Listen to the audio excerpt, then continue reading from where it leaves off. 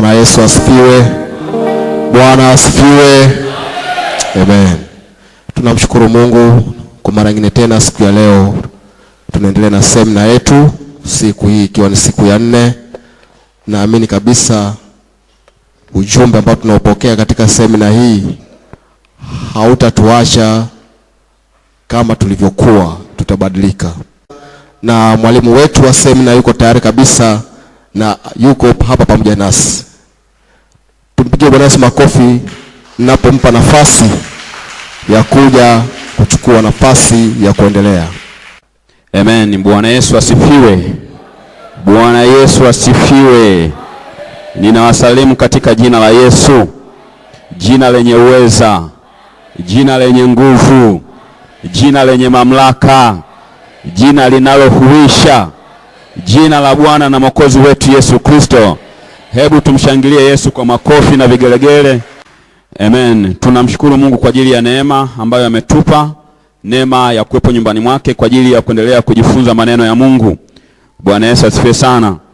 Tumekuwa tukijifunza juu ya umuhimu wa mahusiano ya kina, mahusiano ya ndani sana na Yesu Kristo, ya kwamba mahusiano haya ndiyo yanayotusaidia kuweza kuhimili misukosuko ya maisha, misukosuko katika imani yetu ya katika Kristo.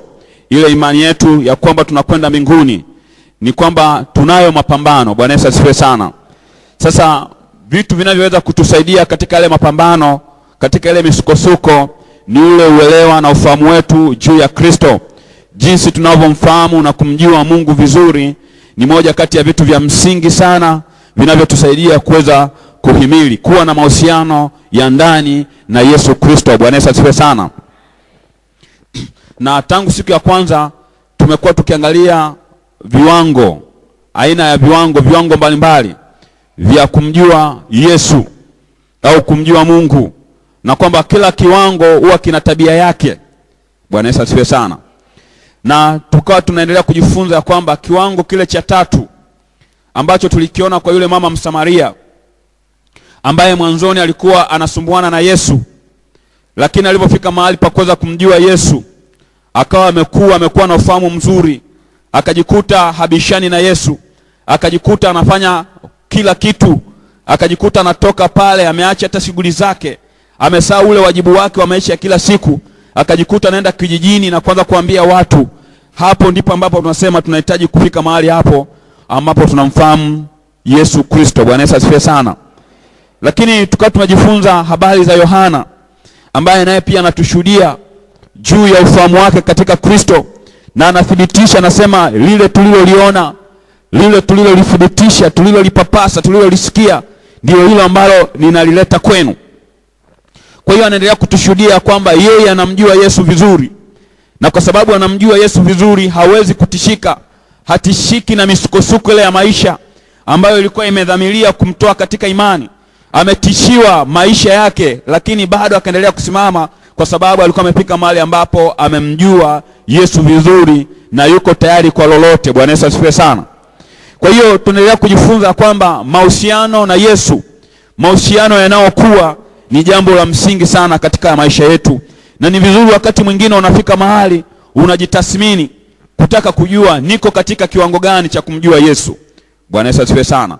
Na nimesema kwamba zipo tabia ambazo zinakusaidia kuweza kujua. Moja kati ya tabia ambayo tumekuwa tukiangalia ni mwitikio katika mambo magumu, mwitikio katika shida, mwitikio katika mapito, mwitikio katika nyakati za kukataliwa, mwitikio wakati wa dhiki, mwitikio wakati mambo unayoyapenda yanakuwa hayaji. Ile huwa inatusaidia kujua kwamba huyu mtu anauelewa gani juu ya Mungu, anamfahamu Mungu kwa kiwango gani. Bwana Yesu asifiwe sana. Bwana Yesu asifiwe. Tukaangalia habari za Ayubu. Yupo katika kipindi kigumu, kipindi cha hatari, ambacho hata mke wake anamshauri, anamwambia Ayubu mtukane Mungu ufe. Lakini Ayubu kwa sababu anamjua vizuri Mungu, akawa hayuko tayari kusikiliza hata ule ushauri. Lakini ni ushauri ambao ulionekana ni wa hekima. Kilichomsaidia kuto kuingia katika ile jaribu ni kwa sababu alikuwa anamjua Mungu kwa viwango vya juu sana. Bwana Yesu asifiwe sana. Bwana Yesu asifiwe. Kwa hiyo tunamwona huyu Yohana naye kwa sababu ya uelewa wake juu ya Yesu Kristo, ana ushuhuda mzuri juu ya Yesu Kristo, Ndiyo maana ameweza kushinda. Yupo katika kisiwa cha Patmo, lakini hanunguniki, hapigi kelele, anaendelea kumtafuta Bwana. Akasema alikuwa katika roho katika kisiwa cha Patmo, ya kwamba alikuwa ameendelea kuwa karibu na Mungu, anamtafuta Mungu, lakini mazingira aliyokuwa nayo yalikuwa hayamsaidii au hayampi nafasi ya kumtafuta Mungu. Angeweza kukata tamaa, angeweza kulalamika na kusema sasa mimi nimekwisha, lakini ule ufahamu wake juu ya Mungu ulimsaidia kuweza kuendelea hata katika nyakati ngumu ambazo mazingira yalikuwa yamekataa. Bwana Yesu asifiwe sana. Kwa hiyo kumjua Mungu kwa kiwango kile cha juu ni jambo ambalo ni la msingi sana katika maisha yetu. Sasa kabla hatujaingia katika kile kipengele ambacho nilikuwa nakiongea jana cha kuona mlango ulio wazi, kuna mambo mengine ambayo nilikuwa nataka tuangalie yanayomhusu Daudi. Naye Daudi alifika mahali ambapo alikuwa amemjua Mungu kwa viwango vizuri, na ule uelewa au ufahamu wake juu ya Mungu katika vile viwango tunauona hata katika tabia zake. Bwana Yesu asifiwe sana. Bwana Yesu asifiwe. Hizi tabia zetu za kila siku huwa zinatusaidia kujua huyu mtu anamjua Mungu kwa kiwango gani. Bwana Yesu asifiwe sana. Jana nikaongelea habari ya watu kujitoa kwa ajili ya Bwana. Nikauliza swali, hujaiona watu wanatoa viwanja kwa ajili ya kanisa? Ana kiwanja anaamua kukikata, alafu hadai pesa, anasema kwamba hiki nimemtolea Bwana. Jamani, umeona? Hujaona? Hujaona watu wanaachilia magari? Hujaona watu wanaachilia pesa zao kwa ajili ya kazi ya Mungu? Ni kwamba wale watu wamefika mahali ambapo wanamjua Mungu kwa kiwango kizuri sana. Bwana Yesu asifiwe sana. Kwa hiyo hahitaji kushawishiwa kuhusu Mungu. Bwana Yesu asifiwe sana. Bwana Yesu asifiwe. Bwana Yesu asifiwe. Jamani, hujaona kuna nyakati wa lazima tushawishiwe kuhusu Mungu, yani mpaka ushawishiwe kabisa. Jamani, utabarikiwa. Hebu hata ile ulioficha mkono wa kushoto huku nyuma ulioweka huku, hebu leta kwa Bwana, atatoa. Mwingine bado anakuwa amekaa kama hataki, yani mpaka umshinikize. Yani sasa ile inakuwa inaonyesha kabisa kwamba huyu mtu bado yuko mahali fulani. Bwana Yesu asifiwe sana. Sasa kuna watu mpaka umvute ndio afike mahali afanye, lakini kuna mtu hata hajaambiwa anafanya mwenyewe. Sasa vile ni viwango tofauti. Kwa hiyo hata katika maisha yetu ya kila siku, Bwana Yesu asifiwe sana. Bwana Yesu asifiwe.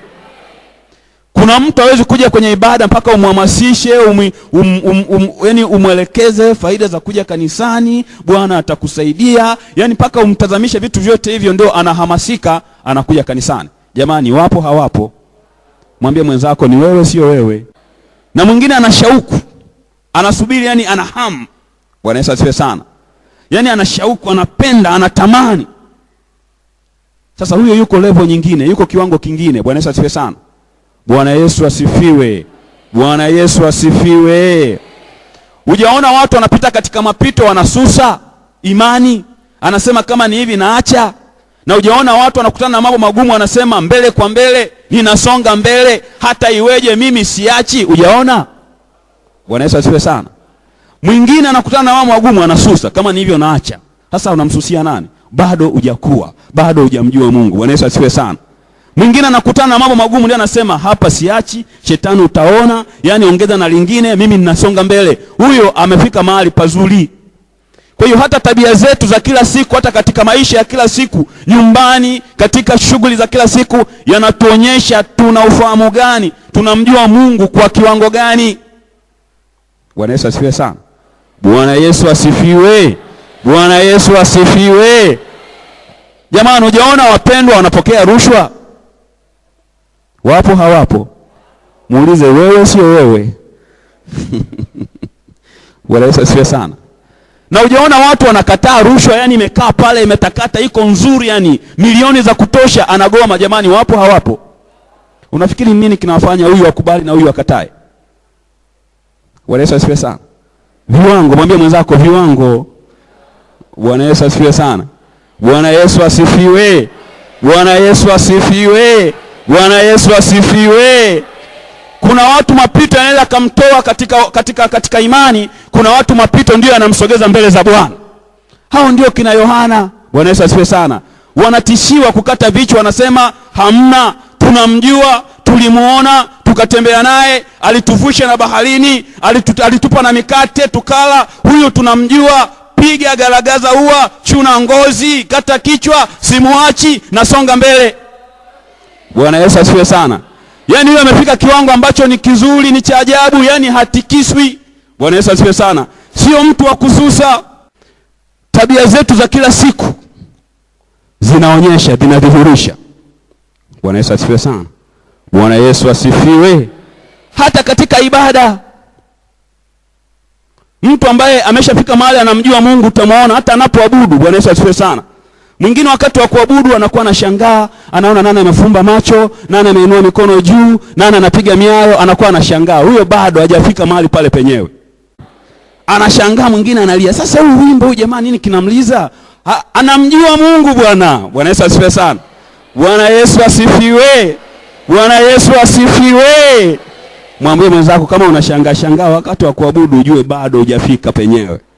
Utakuta mmeshafika mahali yani mmezama, mwingine anatiririka, machozi yanamtoka, mwingine anashangaa na kamasi zimetoka, mwingine anaangalia sasa yule jamaa nini kinachomliza, kamasi inakuaje? Bwana, mko katika viwango tofauti. Bwana Yesu asifiwe sana. Bwana Yesu asifiwe. Kwa hiyo hata katika maisha yetu ya kila siku, ile hofu ya Mungu katika maisha yetu ya kila siku, tunapoitikia katika masuala ya ibada, tunapoitikia katika maombi, tunapoitikia katika kushuhudia, tunapoitikia katika utumishi wa kila siku, huwa inatuonyesha ni jinsi gani tunamjua Mungu katika viwango tofauti.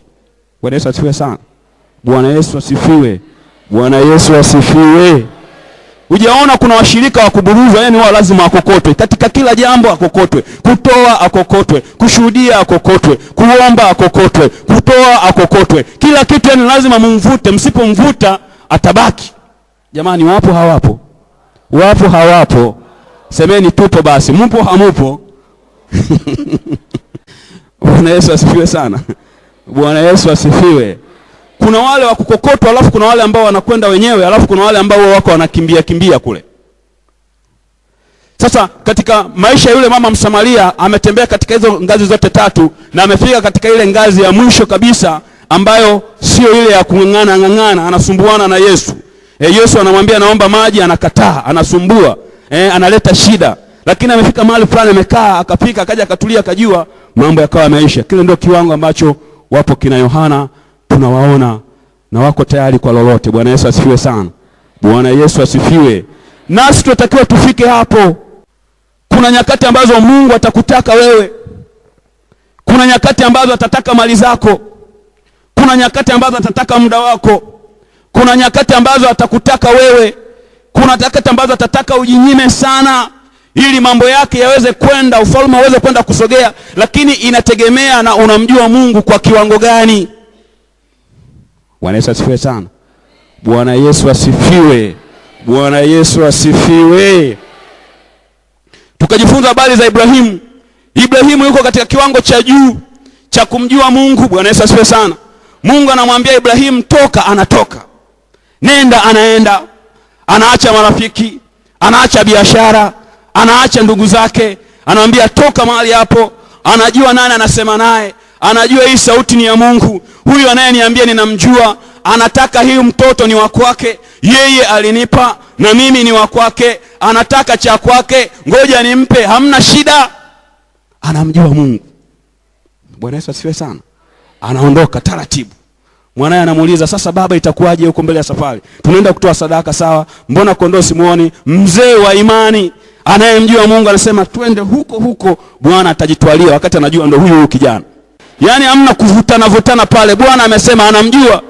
Kuna nyakati ambazo watu tunasumbuana na Mungu. Bwana Yesu asifiwe sana. Anatutaka sisi au anataka vitu vyetu, lakini kwa sababu hatujafika mahali pale ambapo tunaweza tumefika mahali tukamjua vizuri, unakuta hata vile alivyotupatia wakati mwingine tunazuia. Kama vile ambavyo Yesu alikuwa anamwambia mama Msamaria, naomba maji ninywe. Yule mama anaanza kubishana, anamwambia hapana, wewe ni Myahudi, mimi ni Msamaria, siwezi nikakupa maji. Yesu anataka kikombe cha maji, yule mama anang'ang'ana, hajajua nani anayetaka. Bwana Yesu asifiwe. Kuna nyakati ambapo Mungu atataka vitu vyako, atataka pesa zako, atataka shamba lako, atataka mshahara wako, atataka muda wako, atataka kitu chako, atakutaka na wewe mwenyewe. Wakati mwingine anakutaka na wewe mwenyewe.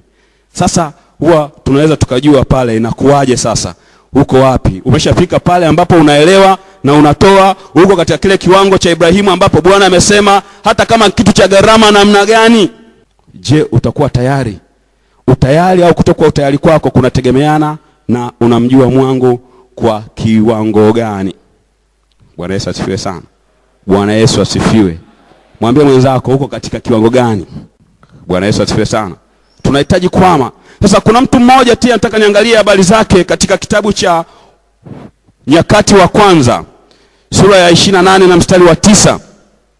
Huyu ni mtumishi wa Mungu Daudi ambaye naye alijua umuhimu wa kumjua Mungu. Na kwa sababu katika maisha yake ametembea katika maisha ya kumjua Mungu na amejua faida zake. Moja ya faida ni kwamba aliweza kushinda mitihani ya maisha. Kule kumjua, kuwa na mahusiano na Mungu kulimsaidia aweze kushinda mitihani ya maisha. Mitihani ya maisha katika imani ipo na itaendelea kuwepo. Ili mradi tuko hai, ili mradi tunaishi, tutaendelea kupata mitihani kila inapoitwa leo. Mitihani ya maisha, mitihani katika imani itaendelea kuwepo, lakini ule uelewa, ufahamu wako juu ya Mungu utakusaidia uweze kuvuka, utakusaidia uweze kwenda ng'ambo ya pili. Inategemeana na unamjua Mungu kwa kiwango gani. Nyakati wa Kwanza sura ya 28 na mstari wa 9. Daudi anatoa wosia kwa mtoto wake Solomon au Suleman, na anamweleza vitu ambavyo yeye anafahamu vimemsaidia. Kwa kuwa vimemsaidia yeye, anaona vinaweza vikamsaidia na mtoto wake. Na hicho anachomwambia, mstari mmoja tu wa 9. Nyakati wa Kwanza sura ya 28 mstari wa 9. Kumbuka ninaongea juu ya mahusiano na Yesu Kristo au mahusiano na Mungu. Ni ngao ya kukusaidia wewe nyakati za misukosuko, nyakati za shida, nyakati za kujaribiwa, nyakati za kuachwa, nyakati za kukataliwa, nyakati za njaa, nyakati unapokuwa una chakula, huna mavazi, huna fedha. Ni nini kitakachokusaidia uweze kusimama? Ni kule kuwa na mahusiano ya ndani ya kina na Yesu Kristo. Nyakati wa Kwanza sura ya 28 mstari wa 9. Daudi anasema mambo yafuatayo kwa mwanawe. Anasema, nawe Sulemani mwanangu, mjue Mungu wa baba yako, ukamtumikie kwa moyo mkamilifu na kwa nia ya kumkubali, kwa kuwa Bwana hutafuta mioyo yote na kuyatambua mawazo yote ya fikra. Ukimtafuta ataonekana nawe, ukimwacha atakutupa milele. Ninapotaka kusimama ni pale ninaposema, nawe Sulemani mwanangu, mjue Mungu wa baba yako. Huyu Daudi kipindi hiki ana miaka kati ya 63 hadi 70. Na kwa sababu ya misukosuko ya maisha anaonekana ni mzee sana, na anajua kabisa kwamba hana muda mrefu. Sasa anamwandaa mtoto wake kwa ajili ya kuwa mfalme. Anamwandaa na kumhusia ni vitu gani vitakavyomsaidia katika ule utumishi wa kutawala watu wengi. Kwa hiyo moja ya vitu vya msingi anavyomwambia, anasema moja ya silaha njema, silaha itakayokusaidia uwe kiongozi bora, silaha itakayokusaidia uweze kuhimili mikiki katika uongozi, katika ufalme. Jambo la kwanza na la maana, mjue Mungu wangu mimi Daudi. Bwana Yesu asifiwe sana. Anasema mjue Mungu wa baba yako. Yale mambo mengine yamefuatilia, yamefuata kama mambo 3 4 pale. Hayo sitayaongelea kwa sababu na yenyewe yanahitaji muda wa kutosha. Kwa sababu ninaongelea habari ya kumjua Mungu, nitasimama na lile la kusema mjue Mungu. Bwana Yesu asifiwe sana. Bwana Yesu asifiwe. Naomba mgeukie mwenzako mwambie mjue Mungu. Lile neno la kumjua Mungu au kujua katika lugha ya awali au lugha ya asili ya Biblia, Agano la Kale limeandikwa kwa Kiebrania. Neno kujua lilikuwa ina maana ya kuwa na mahusiano ya ndani sana. Bwana Yesu asifiwe sana. Yaani kuwa na ukaribu, kuwa na mahusiano, ndio neno kujua. Kwa maana nyingine alikuwa anasema kwamba uwe na mahusiano sana na Mungu, uwe na ukaribu wa kutosha na Mungu, ndipo utakapofanikiwa, ndipo utakaposhinda majaribu, ndipo utakapoweza kushinda misukosuko ya uongozi. Uwe na ukaribu sana na Mungu, umjue sana Mungu wa baba yako. Na Daudi alikuwa anaongea habari za yeye kama baba wa Sulemani, kwa sababu alikuwa anajua jinsi kule kumjua Mungu kulivyomsaidia. Kwa hiyo ana uhakika, hataki kuongea habari za Mungu wa Ibrahimu, hataki kuongea habari za Mungu wa Yakobo, wale wa baba wa imani waliomtangulia. Hapana, akasema Mungu wa baba yako, yani mimi ninajua jinsi nilivyotembea naye, ninajua jinsi alivyonisaidia. Sasa huyo Mungu ndio nataka umjue, uwe na mahusiano naye, mfahamu vizuri. Utaweza kushinda mitihani ya safari yako, utaweza kushinda majaribu yaliyoko mbele, utaweza kushinda kila aina ya mishale na mashambulizi ya adui, hata ya watu watakaokuwa wanakuja mbele zako, utaweza kushinda. Lakini cha kwanza, mjue Mungu wa baba yako. Bwana Yesu asifiwe sana. Bwana Yesu asifiwe. Bwana Yesu asifiwe. Na Daudi anaongea vitu anavyovijua, kwa sababu Daudi amemwona Mungu katika maisha yake, amemwona mahusiano yake na Mungu jinsi yalivyomsaidia. Akajua kwamba kuwa na mahusiano na Mungu kunalipa, kumjua Mungu kwa viwango vya juu kunalipa, kumjua Mungu, kuwa karibu na Mungu kwa namna ile ya viwango vya juu kunasaidia. Na Daudi akawa ni mfalme ambaye alitawala katika nyakati ambazo lile taifa la Israeli lilikuwa na mafanikio kiroho, lilikuwa na mafanikio kimwili, lilikuwa na mafanikio katika masuala ya ulinzi. Katika wakati utawala wa Daudi ndo nyakati ambazo taifa la Israeli lilikuwa halishambuliwi sana. Bwana Yesu asifiwe sana. Lilikuwa na umoja, lilikuwa halijagawanyika. Taifa limeanza kuja kugawanyika kipindi cha mtoto wake au cha watoto wake. Hata uovu wakati wa Daudi haukuwa mkubwa. Manabii hawakuwa wengi sana, kwa sababu manabii wameanza kuwa wengi kwa sababu walikuwa wanatoa nabii wengine waliinuliwa kwa ajili ya kukemea uovu. Kwa hiyo wakawa wengi sana kwa sababu taifa lilivyokuwa linaendelea likawa linakuwa na maovu mengi. Lakini wakati wa Daudi mambo yalikuwa shwari, mambo yalikuwa mazuri, utawala unaenda vizuri, ibada ziko viwango vya juu, Bwana anasema na watu, mambo yanakwenda vizuri, watu wanatawaliwa vizuri, kwa sababu alikuwepo mfalme mcha Mungu aliye karibu na Mungu. Na Daudi alishinda vita nyingi sana. Kila vita aliyokuwa ameenda kupambana kama mfalme alishinda, kwa sababu alikuwa anamjua Mungu. Bwana Yesu asifiwe sana. Bwana Yesu asifiwe. Bwana Yesu asifiwe. Unapitia jambo gani ambalo ni gumu katikati ya maisha yako? Katika biashara, katika familia, kazini kule, katika biashara, katika shughuli unazozifanya, ni mambo gani ambayo unakutana nayo katika maisha? Daudi akamwambia Sulemani, mjue Mungu, uwe karibu na Mungu. Bwana Yesu asifiwe sana. Uwe karibu na Mungu, uwe karibu sana na Mungu, umjue huyo Mungu, ndipo mambo yatakapoenda kuwa sawa sawa. Utakuwa na ufahamu wa kutosha. Bwana Yesu asifiwe sana. Utafanya maamuzi yaliyo sahihi. Utashauriwa na wataalamu, lakini bado ukiwa karibu na Mungu unaweza ukakataa hata mashauri ambayo yanaonekana ni ya hekima, kwa sababu una Mungu. Utakuwa una uwezo wa kupambanua na kupima vitu ambavyo vinakwenda katika mpango na makusudi ya Mungu. Bwana Yesu asifiwe sana. Bwana Yesu asifiwe. Kama Ayubu ambaye anashauriwa na mtu wake wa karibu, mke wake anampa ushauri wa ule ambao hauko sawa sana mapenzi ya Mungu, lakini kwa sababu anamjua Mungu anaukataa. Tunaenda kuona mtu mwingine, huyu Daudi ambaye nimesoma habari zake, na yeye anakutana na mambo mazito katika mahusiano yake na Mungu, katika utumishi wake, lakini nini kinachomsaidia? Ni kule kuwa karibu na Mungu. Na ndio maana sasa anaongea hapa akiwa mzee wa miaka 63 hadi 70, anamwelezea mtoto wake vile vitu ambavyo yeye ameviishi. Ameona faida ya kumjua Mungu, na sasa anamwambia mtoto wake, mwanangu, ninaomba umjue Mungu. Mimi ninaondoka, siku zangu za kuishi duniani zimekwisha, lakini kati ya vitu ambavyo nataka nikuachie, mtaji mkubwa utakao kusaidia, mjue Mungu wa baba yako. Bwana Yesu asifiwe sana. Bwana Yesu asifiwe. Kumjua Mungu ni mtaji. Naomba mwambie mwenzako, kumjua Mungu ni mtaji. Ni kweli tumemjua Mungu kupitia Yesu Kristo, tumemwamini, lakini vile viwango vya mahusiano lazima viendelee kuongezeka. Ni kweli wote tunamjua Mungu kwa kumpokea Yesu Kristo. Kwa kutubu dhambi zetu tumefanyika wana wa Mungu. Ni kweli tuko katika nyumba ya Mungu. Ni kweli tuko katika familia ya Mungu, lakini ufahamu wetu juu ya Mungu unatofautiana. Sasa tunahitaji ule ufahamu au ujuzi kumwelewa Mungu kuendelea kukua. Ndio hicho kitu ambacho huyu Bwana alikuwa anasema kwamba sasa endelea kuza viwango imarisha viwango. Bwana Yesu asifiwe sana. Bwana Yesu asifiwe. Tumeitwa kuhama kutoka viwango hadi viwango, utukufu hadi utukufu. Tunahitaji kubadilika kila inapoitwa leo. Kila inapoitwa leo tunahitaji kubadilika katika kumjua Mungu, katika kuwa na mahusiano na Mungu. Bwana Yesu asifiwe sana. Sasa nataka tuangalie baadhi ya maeneo ambayo Daudi alimjua Mungu kwa viwango vya juu, na katika hivyo anatamani sana mtoto wake naye aweze kutembea katika hilo.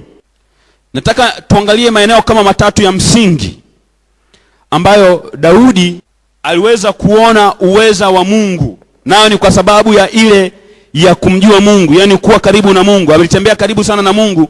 Kuna baadhi ya vitu ambavyo anakutana navyo katika maisha yake, na ndivyo hivyo ambavyo anataka viweze kuonekana hata katika maisha ya mtoto wake. Historia ya Daudi inafahamika vizuri. Tunaposoma kitabu kile cha Samueli wa kwanza sura ya 16, mstari wa kwanza hadi wa 13, tunakutana na habari za Daudi kwa mara ya kwanza pale Samueli anapokuwa ametumwa kwenda kumpaka mafuta mfalme mpya, baada ya kwamba Sauli amekosea vitu vingi na Mungu amemwacha. Kwa hiyo sasa Mungu amepata mfalme mwingine. Kwa hiyo Mungu kule mbinguni alipokuwa anawatazama wanadamu waliokuwepo katika nyakati zile, na hasa katika ule mji wa kila Daudi, anakuja kuona ya kwamba moyo wa Daudi ni moyo ambao una shauku na kiu ya kumpenda Mungu. Kwa hiyo sasa Mungu anamtuma Samueli nabii, nenda katika ile familia, katika ule mji kwa kina Yese, kwa mzee Yese, nimejipatia mfalme. Huyu mfalme ambaye Mungu amempata ni Daudi. Lakini katika mtazamo na macho ya kawaida, Daudi hana sifa za kuwa mfalme. Kwanza ni kijana mdogo, alafu ni mtu anayechunga kule shapolini. Siku zote ni mtu ambaye anashinda polini. Lakini Mungu alivyomtazama amemuona afaa kuwa mfalme. Macho ya kawaida wanamuona hafai. Kwa hiyo Samueli anapokwenda katika ile familia, anamwambia yule mzee Yese, nimekuja kufanya ibada. Yule mzee akasema Samueli anaambiwa anasema kwamba ninaomba familia yote ije. Mzee anaulizwa, vijana wako wote wako hapa? Mzee anasema ndio wapo. Unafika wakati ambao sasa Samueli anaanza kufanya ibada, na anawaambia wale watoto wote wa mzee Yese wapite. Akaanza kuona mmoja baada ya mwingine. Anamuona wa kwanza jinsi alivyokuwa amejengeka, anaonekana ni mtu mkubwa. Akasema yamkini huyu, yawezekana Bwana amejipatia mfalme kati ya hawa. Maana alionekana kwa macho ya nyama ya kwamba anaonekana amekwenda juu, ni mtu ambaye anafaa kabisa, ana sifa za kifalme. Lakini Mungu akamkemea Samueli, akamwambia, mimi sitazami kama wanadamu wanavyofanyaje, wanavyotazama. Huyo siye, nimemkataa. Wakapita vijana wake wote wa mzee Yese mahali pale.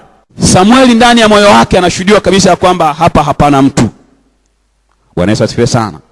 Ikabidi amuulize tena yule mzee, hivi vijana wako wote wako hapa? Mzee ndiye anakumbuka, hapana, yupo kijana wangu mmoja wa mwisho, yuko porini shambani kule, anachunga kondoo, anachunga wanyama. Yeye siku zote huwa anaamka asubuhi, anaenda kuchunga kule, anarudi nyakati za jioni. Hata kijijini alikuwa hafahamiki, maana nyakati zote ni mtu wa porini, amezoea tu kuishi kule porini, ni mtu ambaye anachunga kule porini. Lakini katika moyo wake anampenda Mungu, katika moyo wake anamhofu Mungu, katika moyo wake anampenda Mungu, na Mungu kama amemuona vile vile alivyo, akasema hakika huyu lazima atakuwa ni mfalme baada ya Sauli. Daudi akaitwa, akafuatwa kule, akaja. Alipokuja pale, Roho wa Mungu akamshuhudia Samueli ya kwamba huyu ndiye mfalme ajaye. Bwana Yesu asifiwe sana. Bwana Yesu asifiwe. Lakini kabla hajaenda kumchukua, Samueli akasema hivi, huyo lazima aje, hakitafanyika kitu, ibada haitafanyika hadi huyo mtu aje. Na alipokuja, Roho wa Mungu akamshuhudia Samueli ya kwamba huyu ndiye mtu ambaye Bwana anamtaka awe mfalme.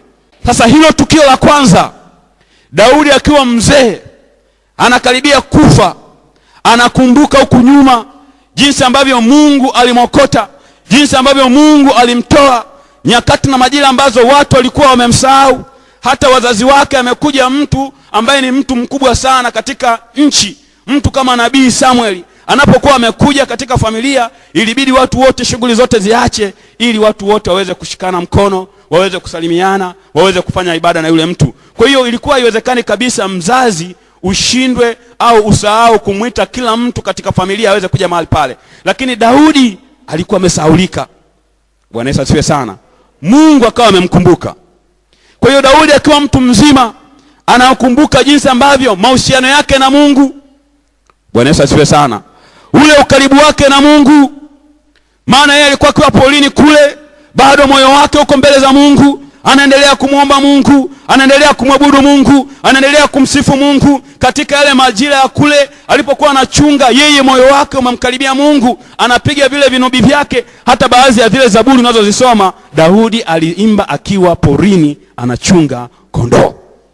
Bwana Yesu asifiwe sana. Bwana Yesu asifiwe. Ndio maana tele Zaburi ya 23 anasema Bwana ndiye mchungaji wangu. Anaongelea jinsi ambavyo alikuwa akichunga kondoo, jinsi alivyokuwa akikaa, anahakikisha kwamba kondoo wamekula, wamekunywa, amewaongoza na kuwarudisha nyumbani. Akawa anatafakari, anasema vile nilivyokuwa nawalinda kondoo wale, vile nilivyokuwa nawasaidia wasiliwe na wanyama wakali, vile nilivyokuwa nawalinda na wapitisha katika maji, wanaenda wanakunywa, na baadaye nawarudisha nyumbani, naenda nawafungia na wahesabu naona wako wote. Akajua mimi kama ni mchungaji wa kondoo, basi yupo mchungaji mwingine ambaye ananijali kama nilivyokuwa nawajali wale kondoo. Kwa hiyo akawa anasema Bwana ndiye mchungaji wangu, kwa sababu ameshaona yeye kama mwanadamu anavyowajali kondoo, akajua yupo Mungu mbinguni ambaye ananijali kama nilivyokuwa nawajali wale kondoo. Kwa zipo zaburi ambazo alizitunga akiwa kule porini. Kwa hiyo anapofika umri wa mwisho kabisa, karibu anaondoka duniani, anakumbuka yale ambayo Mungu alimtendea kwa sababu ya ukaribu wake na Mungu. Bwana Yesu asifiwe sana. Bwana Yesu asifiwe. Bwana Yesu asifiwe. Daudi yuko karibu sana na Mungu.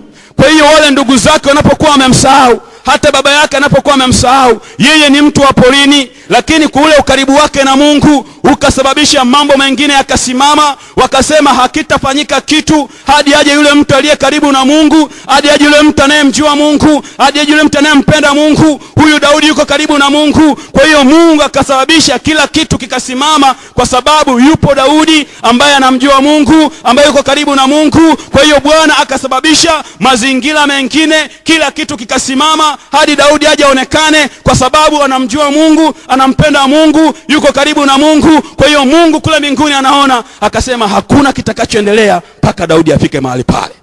Daudi akijua hilo akasema, Sulemani mwanangu, nimemuona Mungu akinisaidia, akiniinua, akinitetea. Walipokuwa wamenisahau, wazazi wangu wanikumbuki, Mungu alinikumbuka, akaniinua, akanipa jina, akanitengeneza, akanisafisha, akanitetea. Ni kwa sababu nilikuwa karibu naye, nilimpenda, nilimjua. Na wewe ukitaka mambo ya kunyokee, mjue Mungu wa baba yako. Bwana Yesu asifiwe sana.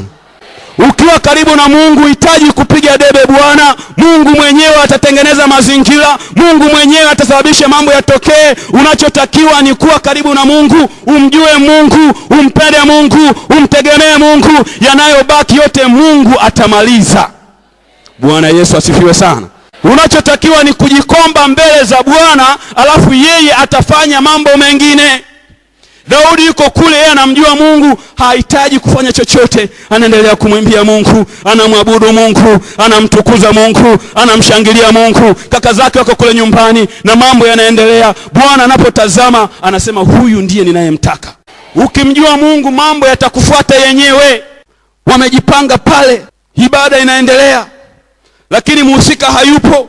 Mungu akasema hakuna kitakachoendelea mpaka yule aje anayenijua, aliye karibu na mimi. Hakitafanyika kitu mpaka yule mtu aje. Bwana Yesu asifiwe sana.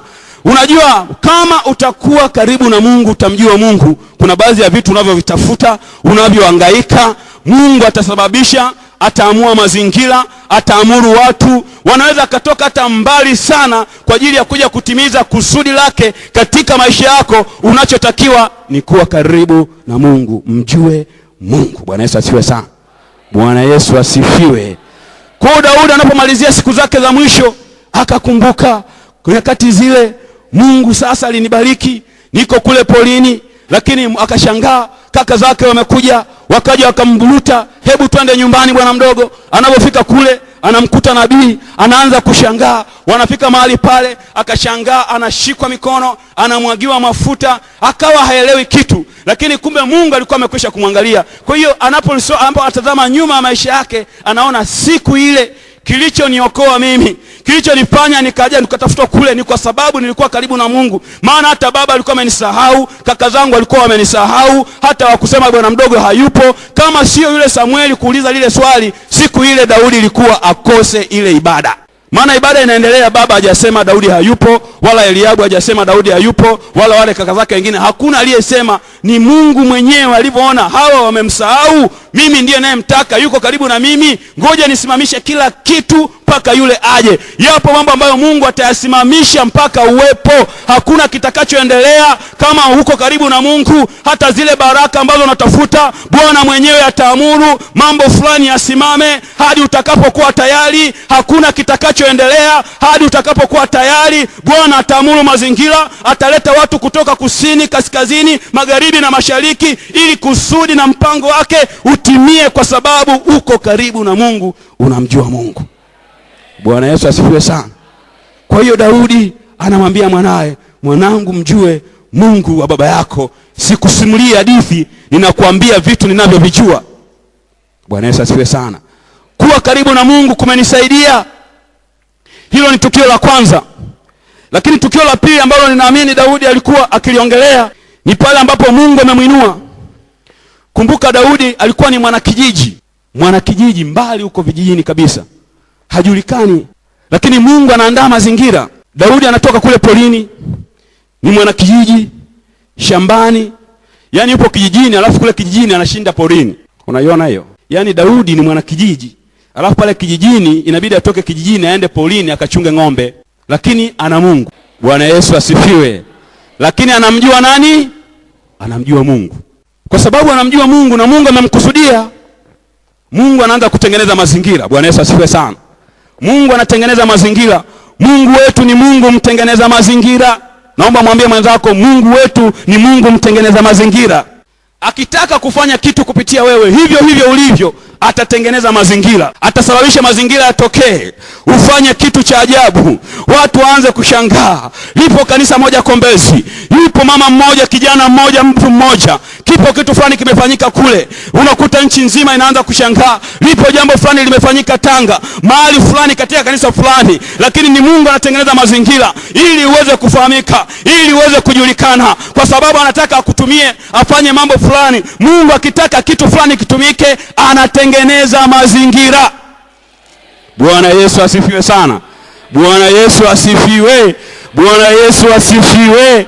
Haijalishi wewe ni mnyonge kiasi gani, inawezekana hujulikani, inawezekana unajidharau, lakini ukishakuwa na Mungu, ukimjua Mungu, Mungu anaweza katengeneza mazingira kama alivyomtengeneza mazingira ya Daudi mwanakijiji anayeshinda porini. Mungu akatengeneza mazingira, kijana wa watu kutoka porini, ananuka kondoo, ananuka ng'ombe, ananuka punda, ananuka miti, lakini yuko na Mungu, anamjua Mungu. Mungu akatengeneza mazingira, kijana akatoka porini, akaingia mjini, akajikuta ikulu, anakula na wakubwa, kwa sababu anamjua Mungu. Bwana Yesu asifiwe. Kijana mporipori amezoea kushinda huko porini, anarukia miti, kula matunda ya porini kule, anasuguana na ng'ombe, kwa hata kirudi tu ananukanuka ng'ombe, punda, kondoo, mbuzi, ndio harufu yake ile. Ukipishana naye unasikia tu harufu, lakini anamjua Mungu. Bwana Yesu asifiwe sana. Mungu anatengeneza mazingira. Sauli amekwisha kumwacha Mungu. Biblia inasema kwamba roho mbaya kutoka kwa Bwana, Mungu akasababisha roho mchafu akamwingia Sauli. Yule Sauli akaanza kupata shida. Mungu akaanza kutengeneza mazingira, na katika ile hemaya ya yule mfalme Sauli walikuwepo watu wanaomjua Daudi. Wakaanza kumshauri mfalme Sauli, wakamwambia mfalme Sauli, hizo shida unazozipata, ukitaka mambo yakae sawa, ukitaka uache kusumbuliwa, tunamjua kijana mmoja, mtoto wa mzee Yese kule kijijini, anajua maji wa kupiga kinanda. Akipiga kinanda pepo watakuacha. Turuhusu tumtume mtu akamlete Daudi aje akae hapa ikulu. Mungu anatengeneza mazingira. Mungu anatengeneza mazingira kwa ajili ya mtu anayempenda. Anatengeneza mazingira. Pepo anampagaa huyu Sauli, lakini Mungu yuko kazini. Mungu anafanya yale ya kusudia, kwa sababu yupo mtu mmoja anayempenda Mungu, anayemjua Mungu. Mungu anatengeneza mazingira. Ukiwa karibu na Mungu atatengeneza mazingira. Hautakuwa na hitaji la kusema nitafute viwanja, ning'ang'ane viwanja. Bwana atatengeneza mazingira, utakipata. Inawezekana huna mtaji. Ukikaa karibu na Mungu atatengeneza mazingira. Bwana atatengeneza mazingira. Bwana atatengeneza mazingira yanayotokana na sababu ile hitaji lako. Bwana atatengeneza mazingira. Unachotakiwa ni kuwa karibu na Bwana.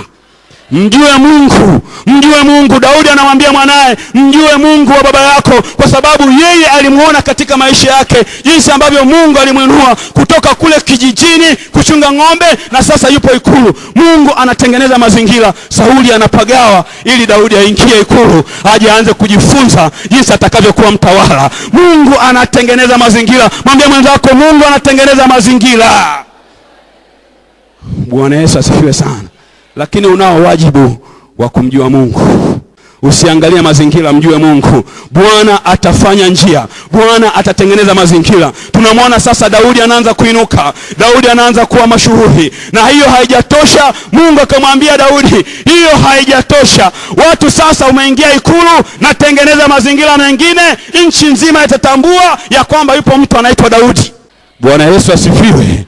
Mungu anamuinua Goliath.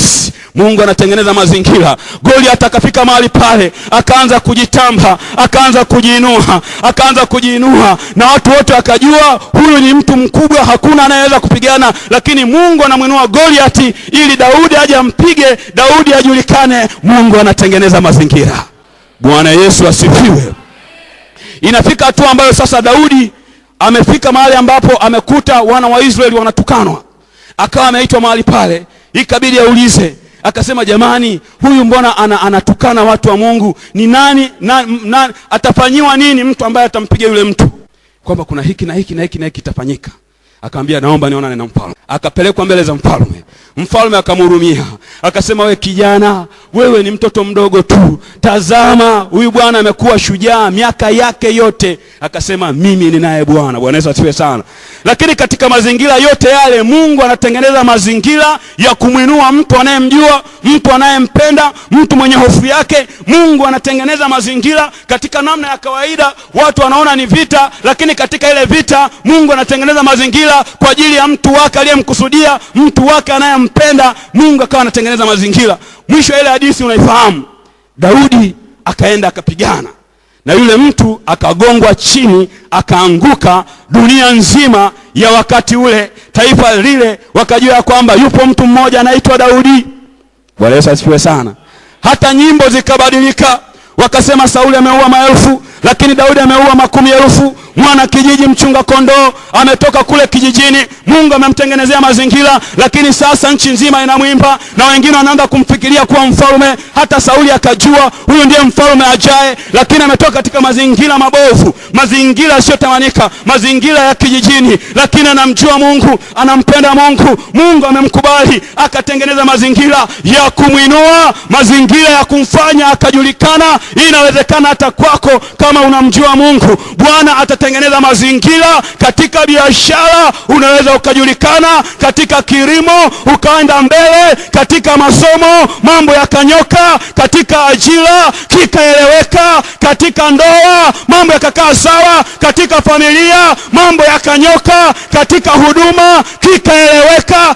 Inawezekana. Bwana anaweza kutengeneza mazingira na watu wakatambua yupo mtumishi, yupo mama, yupo kijana, yupo baba, yupo mtu kutoka Kombezi. Inawezekana. Ukiwa karibu na Bwana, Bwana anaweza kutengeneza mazingira. Bwana Yesu asifiwe. Huyo ndiye Mungu wetu, Mungu wa mambo magumu, Mungu wa mambo yaliyoonekana yameshindikana. Acha kujidharau, karibia Mungu, mtafute Bwana, atatengeneza mazingira. Inawezekana ujulikani kama Daudi alivyokuwa julikani, lakini alimwishia Mungu, akamnyenyekea Mungu, akampenda Mungu, akawa karibu na Bwana. Bwana akatengeneza mazingira, Daudi anaibuka. Sasa kila vyombo vya habari vya nyakati zile kama vilikuwepo, vikawa vinatangaza habari za Daudi. Hata watu wakawa wanauliza, huyu Daudi ni nani? Kijiji chao kikajulikana kwa sababu ya ucha Mungu wake, wazazi wake wakajulikana kwa sababu ya ucha Mungu wake. Alimjua Mungu, akaleta mageuzi. Ndugu zake wakajulikana, kijiji chake kikajulikana, na watu wengi waliomhusu wakajulikana kwa sababu ya hofu yake na kutembea na Mungu. Inawezekana. Bwana Yesu asifiwe. Sasa huyu Daudi amefika nyakati ambazo karibu anakufa. Anamwambia mwanae, mwanangu, mjue Mungu. Mimi nilimjua akanisaidia, nilimjua akaniinua kutoka kijijini, nilimjua akaniweka mahali pa heshima, nilimjua akanilinda na maadui zangu. Sauli baada ya kujua kwamba Daudi sasa anaenda kuwa mfalme, akaanza kumuinda. Akataka kumuua mara nyingi sana.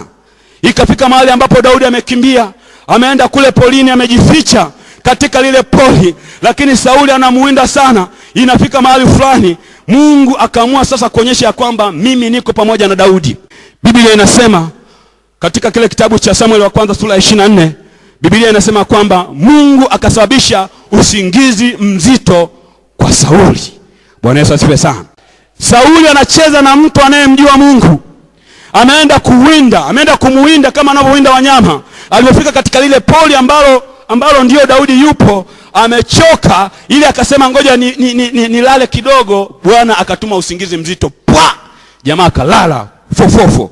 Alafu Daudi mtumishi wa Bwana anakuja. Akaja akafika pale, akamkuta Sauli amelala, amechoka. Yamkini na udenda unamtoka. Yamkini akawa anakoroma pale. Sauli mtumishi wa Bwana anayemjua Mungu alipomuona akashangaa sana. Akachukua mkuki, akachukua na kibuyu, alafu akatoka, akaenda mbele, akaenda akapiga kelele. Akamwambia, Mfalme Sauli, mbona unaniwinda? Tazama, nilikuja hapo, nikachukua na mkuki, nikachukua na kibuyu. Kama ningekuwa na roho mbaya, si ningekupiga mshale? Akasema, Sauli, naomba mtume kijana wako aje achukue mkuki na kibuyu. Bwana Yesu asifiwe. Anamjua Mungu Daudi. Kwa hiyo anamwambia mwanae, mjue Mungu wa baba yako. Huyo ndiye Mungu aliyeleta usingizi mzito kwa Sauli, adui wa mtu anayemjua Mungu. Alipokuwa anataka kumuua Daudi, Bwana akaleta usingizi mzito. Yule mtu akakuta anasahau yale aliyokuwa ameyakusudia. Ukimjua Mungu, Mungu atasababisha usingizi mzito kwa maadui zako, wanaokunyemelea, wanaotaka kuua, wanaokupangilia vitu vibaya. Ukiwa karibu na Mungu, ataleta usingizi mzito. Watakusahau, wanataka wafute jina lako, Bwana anawapiga upofu, wanashindwa, wanataka wakunyang'anye mali, Bwana ataleta usingizi mzito. Watashindwa kufanya aliyokusudia. Utakapokuwa katika shughuli zako, wanataka wakuangamize, Bwana analeta usingizi mzito. Wanashindwa kufanya walioyakusudia kwa sababu unamjua Mungu. Ukimjua Mungu, atakusaidia. Maadui zako watakapokuwa wamesimama, Bwana ataleta usingizi mzito. Bwana Yesu asifiwe sana. Wanalala fofofo. Kazi yako ni kumjua Mungu. Bwana Yesu asifiwe sana. Mwambie mwenzako, mjue Mungu Bwana. Mjue Mungu Bwana. Daudi kwa sababu anamjua Mungu, alipokuwa katika yale mazingira, marafiki zake wakawa wamemwambia Daudi, sasa ni wakati wa wewe kulipiza kisasi. Wamesema hapa alipolala, sasa chukua huu mpini huu, umshindilie mbali. Washauri hao watumishi wanamwambia mtumishi wa Bwana, Bwana amefanya njia. Unajua kama umjui Mungu, utapokea hata mashauri ya kipuuzi hata kutoka kwa watu ambao unafikiri ni watu wa Mungu. Huyo mtu amekuja kumuua Daudi, na kweli amefika pale akalala usingizi. Washauri wanamwambia Daudi, yani hapa Bwana amefanya njia. Kama umjui Mungu utasema haleluya, Bwana amefanya njia. Sasa ninaenda kuchukua mshale na mkuki ule, ninampiga mshale huyu ambaye ni muasi. Lakini Daudi anamjua Mungu. Bwana Yesu asifiwe sana. akasema sitamgusa masihi wa Bwana. Mungu mwenyewe atakushughulika na maisha yake, atajifia yeye mwenyewe. Sitaki nidaiwe ile damu. Mimi ninachoweza kufanya, ninachukua mshale nimthibitishie kwamba sina makosa. Kisasi ni juu ya Mungu mwenyewe. Mungu ndiye atakayeshughulika naye. Huyo ni mtu anayemjua Mungu. Amekataa mashauri ya kutoka kwa watu wengine, wanamfuata, wanamshauri, anasema hapana, sitafanya hicho. Huyu bado ni mtumishi wa Bwana, hata kama ni muasi. Mungu ndiye aliyemweka, atamuondoa kwa nyakati zake. Daudi anamjua Mungu, hajafanya maamuzi ya kijinga kwa sababu ana ufahamu mzuri wa Mungu. Anamshauri mwanae, anasema Daudi mwanangu, Bwana Yesu asifiwe sana, Sulemani mwanangu, mjue Mungu wa baba yako. Bwana Yesu asifiwe sana. Ukimjua Mungu huhitaji kung'ang'ana. Kuna vitu ambavyo unang'ang'ana, unashindana navyo kwa sasa, lakini ukitulia mbele za Bwana, vile vitu vitakuja vyenyewe. Bwana atatengeneza njia, maana wewe umeupendeza moyo wa Mungu. Bwana atatuma watu, ataamuru, mambo yatakuja. Watakao kuwa kinyume nawe, ataleta usingizi mzito, watashindwa kwa sababu wewe unamjua Mungu. Bwana Yesu asifiwe sana. Ni kweli tumeokoka, lakini tunahitaji kuongeza viwango vya kumjua Mungu, vya kumsogelea Mungu, viwango vya utakatifu, viwango vya kuomba, viwango vya kutoa, viwango vya kufunga, viwango vya kumtafuta Bwana, viwango vya kusoma neno la Mungu. Huko ndiko kumjua Mungu, kuongeza viwango. Tukitaka vitu vingine vije vyenyewe, ongeza kiwango, mjue, uwe karibu na Mungu. Ongeza kiwango, mwambie mwenzako ongeza kiwango. Namalizia kitabu cha Ufunuo. Ufunuo pale tulipoishia jana, sura ya 4. Tulisoma mstari wa kwanza na wa pili hadi wa 3. Maneno ya Mungu yanasema, baada ya hayo naliona, na tazama, mlango ukafunguka. Niliongea jana habari ya mlango kufunguka. Huyu mtu yupo katika shida, lakini anaona mlango umefunguka. Bwana Yesu asifiwe sana. Na anasema nilikasikia kama sauti ya baragumu ikinena nami ikisema, panda huku hata huku, nami nitakuonyesha mambo ambayo hayana budi kuwako baada ya hayo. Na mara nilikuwa katika roho. Bwana Yesu asifiwe sana.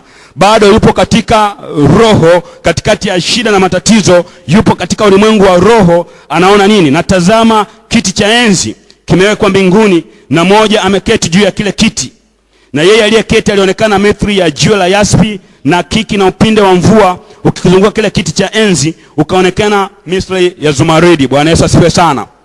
Huyu mtu ambaye ana mahusiano, anamjua Mungu kama yeye mwenyewe anavyosema, amefika mahali ambapo yupo katika shida, lakini kwa sababu anamjua Yesu Kristo, hajaruhusu zile shida na matatizo vimtoe katika uwepo wa Mungu. Akiwa amezama katika roho, akakiona kiti cha enzi, akamwona na Mungu ameketi katika kile kiti cha enzi. Bwana Yesu asifiwe sana.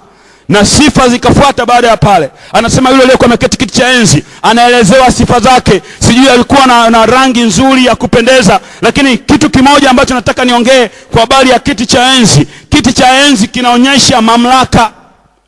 Bwana Yesu asifiwe sana. Bwana Yesu asifiwe. Kinaonyesha mamlaka, utawala, ya kwamba alimuona Mungu akiwa bado anatawala. Alimuona Mungu bado anamiliki. Alimuona Mungu ya kwamba bado ni mfalme, ni mtawala. Maana ameona na wazee 24 wanaendelea kumsujudia yule aliyekaa katika kiti cha enzi. Kwa hiyo ile ikamdhihirishia ya kwamba Mungu bado yupo, Mungu bado anatenda kazi, Mungu bado anatawala. Hata kama yuko katika shida, hata kama yuko pale Patmo, lakini bado Mungu yupo katika kiti cha enzi. Bwana Yesu asifiwe. Naona hiyo bado hujaikamata vizuri.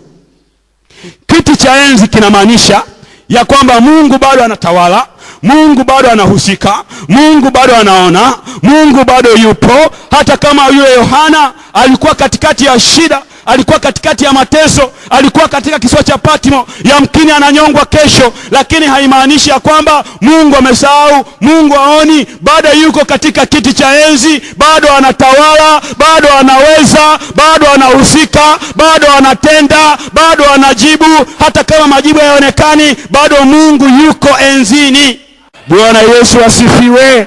Kwa hiyo ikamtia moyo huyu mtumishi wa Mungu ya kwamba Mungu bado anatawala. Hata kama niko kisiwani, hata kama niko matesoni, Mungu bado anatawala, Mungu bado anaona, Mungu bado anaweza, Mungu bado anao uwezo wa kufanya, maana bado yuko enzini, bado anatawala, ana mamlaka yote, anaweza yote, anajua yote, anaweza kutenda chochote anachokitaka, maana bado yuko enzini. Bwana Yesu asifiwe.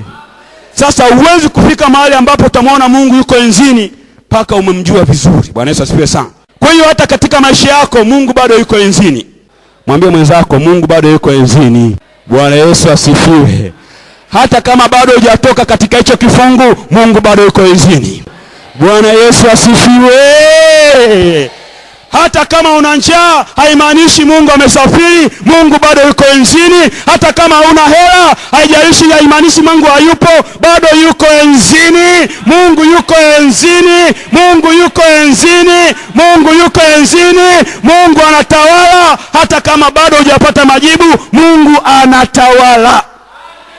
Hata kama hujapona, Mungu bado yuko enzini, anajua, anafahamu. Hata kama unadaiwa, bado Mungu yuko enzini. Bwana Yesu asifiwe sana. Mungu wetu anajua yote. Biblia inasema anajua mwisho tokea mwanzo. Anajua zile hatua za maisha unayopitia, yuko enzini. Anajua unateswa, yuko enzini. Anajua akijeleweka, yuko enzini. Anajua hujapona, bado yuko enzini. Anajua una shida, bado yuko enzini. Anajua, anatambua, anaelewa, yuko enzini. Hata kama uko Patmo, Mungu yuko enzini, anatawala, anaweza. Majira na nyakati yakifika atafanya. Mungu wetu hajasafiri, yuko enzini. Mwambie mwenzako Mungu wetu yuko enzini. Mwambie atafanya, yuko enzini. Atakupigania, yuko enzini. Mwambie atakushindia, yuko enzini. Anaona, bado yuko enzini. Mungu wetu yuko enzini. Naomba usimame. Kungekuwa na pambio inayoongea habari za Mungu yuko enzini, tungeimba. Sijui kama ipo. Mungu wetu yuko enzini, na maana anatawala, anatawala, anaweza, anatosha, anatawala, anaona, anatambua, anaweza. Kama hajafanya sio kwamba haoni, anaona. Roho wa Bwana nakutamani, Roho wa Bwana nakutamani, uniguse, uniguse tena, nikujue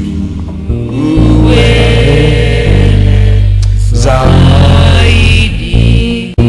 Leo nataka niombe maombi mawili. Ombi la kwanza ni kwa ajili ya kila mmoja wetu, ya kwamba Mungu atusaidie tutoke katika kiwango kimoja cha kumjua twende kiwango kingine. Hilo litakuwa ni ombi la kwanza. Kwa hiyo tunapoendelea kuimba ile wimbo ya nikujue zaidi, ninaomba uimbe kwa kumaanisha na iwe shauku ya moyo wako ya kwamba Mungu nataka nikujue zaidi. Na tutakapokuwa tukiimba hivyo, nitaendelea kuomba kwa ajili ya kila mmoja wetu. Alafu baada ya hapo nitaingia ombi la pili ambalo litakuwa ni kwa ajili ya mambo binafsi. Kwa tutakapokuwa tunaimba hivi, endelea kumwambia Mungu natamani nikujue zaidi. Kwa njia ya hiyo pambio mwambie natamani nikujue zaidi, nikujue zaidi. Baba, katika jina la Yesu, hebu twende mbele za Bwana. Mwambie Mungu unatamani nikujue zaidi. Mwambie Mungu akusaidie kwamba nikujue zaidi.